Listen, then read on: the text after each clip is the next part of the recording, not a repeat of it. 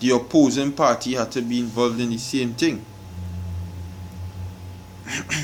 But it go and come out because watch.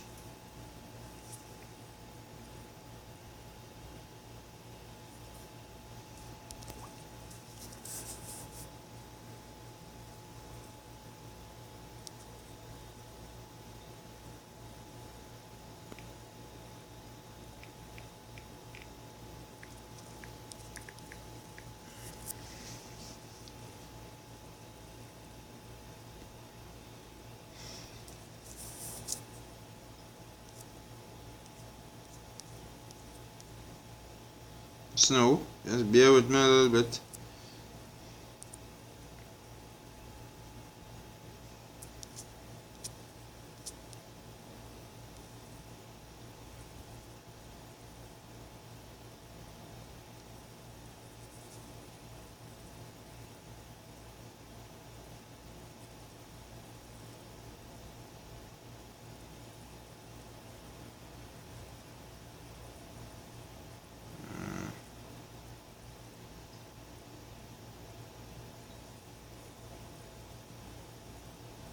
No, just bear with me a little bit.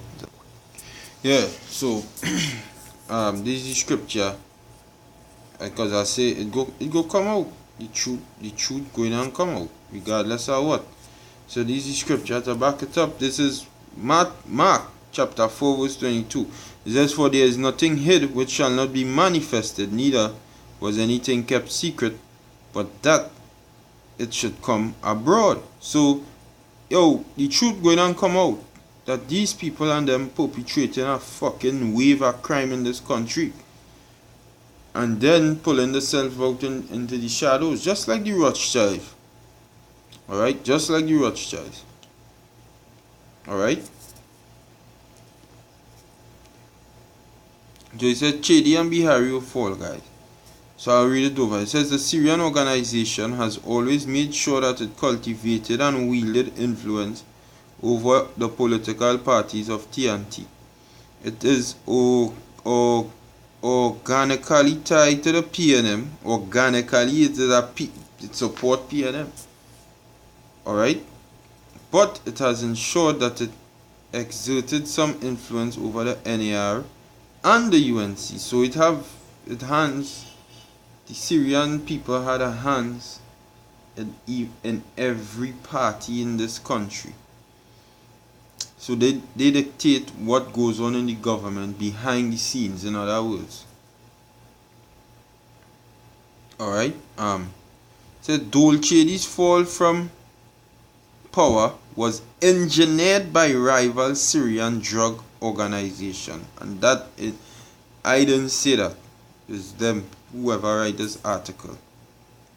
It says, this is the contention of author Darius Figueira in his recently published book, Cocaine and Heroin Trafficking in the Caribbean, the Case of TNT, Jamaica and Guyana.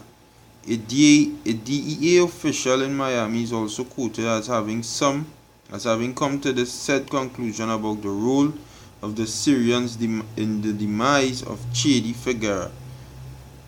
However, is also questioning the high status accorded to the Chedi and Zeman Shortman Bihari in the drug world by the Drug Enforcement Agency. So a DEA official say that them is the guys behind the scene. Alright? I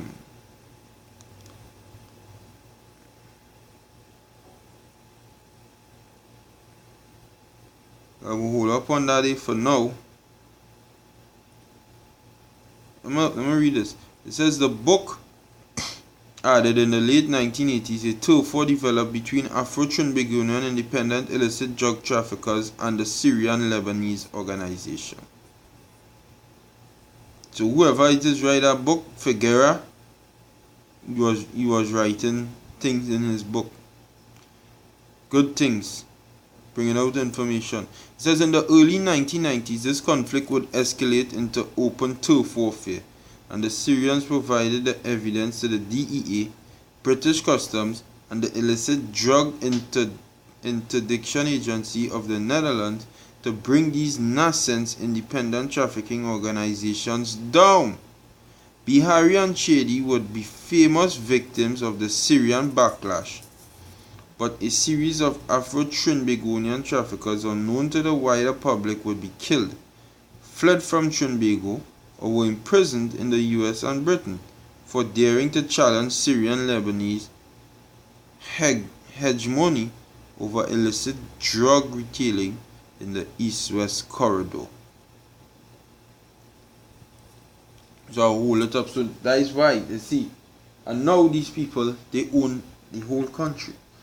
They own the country, them have everything in the palm of their hands. You know? Everything in this country in the palm of them hands, them Syrian and them hands. They rule, they own it. You know? They gain the power, but power is given of the Lord, Yahweh Ba'asham Yahushai. Alright? Power is given of him. So I'm going to read this article now.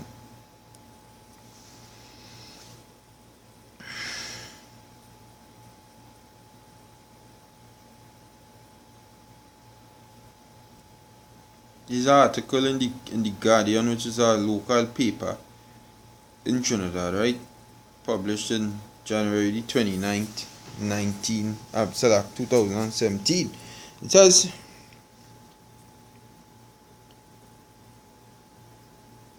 I read here. It says, after we carried out the death penalty, things in Trinidad and Tobago were calm everywhere, very calm, because it makes a difference to the psychology of a criminal if the person knows that if he's caught, he will be convicted, and if he's convicted, he will face the death sentence. If the criminals and the potential criminals know that they will get away, they would not be caught, or if they are caught, they will still get away.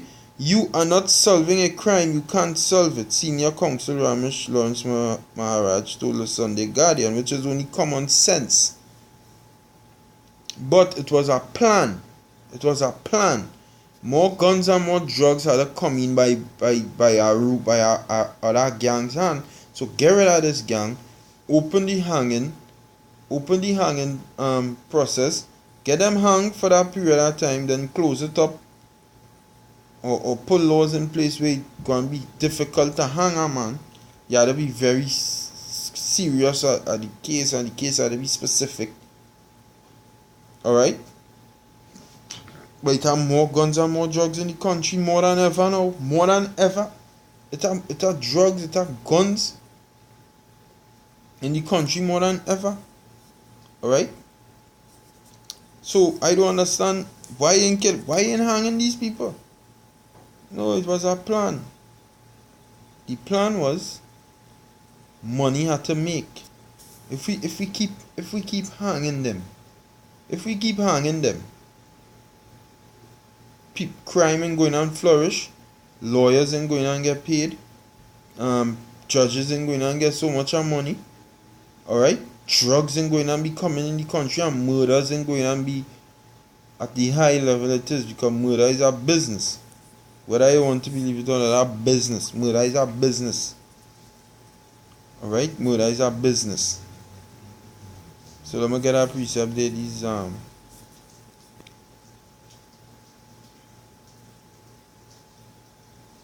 let's know.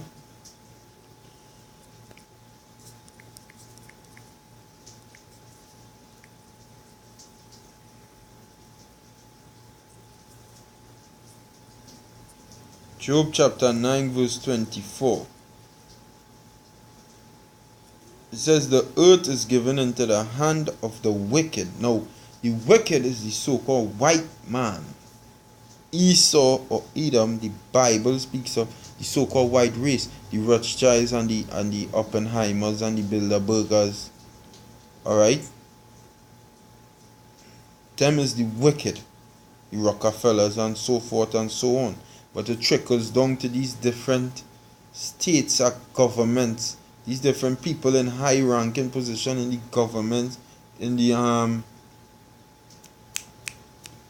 ruling classes of the government. These different people, maybe they mightn't be on parliament, maybe they're high-ranking businessmen.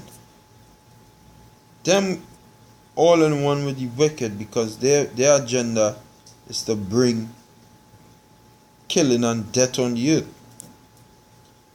Because you can't tell me that the crime rate was lower in 1999 when they supposedly hanged 2 men for killing, and now killing at a very higher rate, and nobody ain't getting hanged, nobody ain't getting the death penalty, nobody ain't getting nothing. Everybody just doing as they want and people dying. Right? So the wicked rule in the earth. That is why I have all this wickedness going on. He covered the faces of the judges thereof, if not where and who is he? So that is so-called white man. If it's not him, then who is the fucking wicked? Because the so-called white man take himself and put himself up as the Son of God, covering the faces of the judges. The Son of God is the judge. Alright? Say for judgment I am coming to the world. You say that. John 9:39. But let me go on. It says,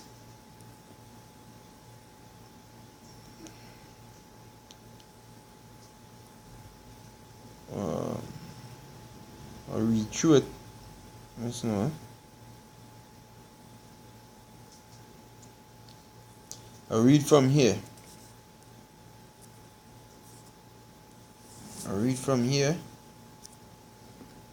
Let's know.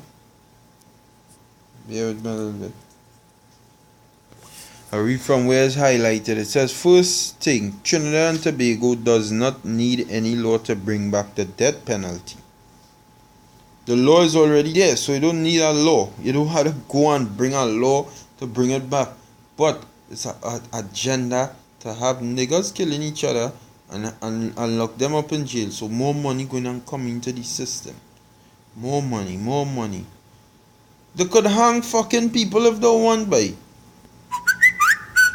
And by hanging people, you know what I'm going to do? They're going and fucking put fear in a killer heart to know that, hey, they mean hang no, they mean go and kill this man, nah? Let them fuckers catch me. I go and dead? Nah, fuck that.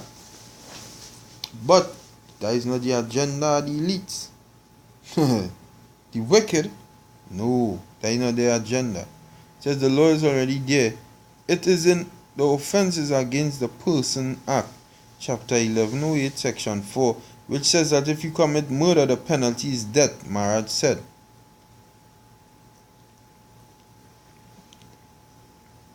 So, that law in the Bible, thou shalt not commit murder. You know? However, the challenges that the then government faced were from international human rights organizations, and also ensuring that all executions were done within the time frame stated in the Pratt and Morgan case. One point I had to bring up, because whilst on this, because this is a big topic down here, they're talking about bringing it back. Some saying don't bring it back. Some saying, yo, where the fuck was all the talk when all it was hanging Jake in the 17, 18, 1900s? Where all that talk was? Well, it was doing Negroes all kind of fucking wickedness. About human rights, and all kind of bullshit. Human rights organization. Where the hell all it was when all it was hanging Negroes? For nothing. It says, in the Pratt and Morgan case, the Privy Council ruled that prolonged delay in carrying out a sentence of death after the sentence had been passed could amount to inhuman punishment. This is 5 years after the conviction and sentencing. The state apparatus for fighting crime has failed. Maharaj said the UNC saw it as a struggle to carry out the wishes of the people. It was a great challenge, but it was done. If we did not do the Dolce gang, if we did not do that, the Dolce gang could not have been executed. They would have still been here, Maharaj said. Maharaj said during the 1995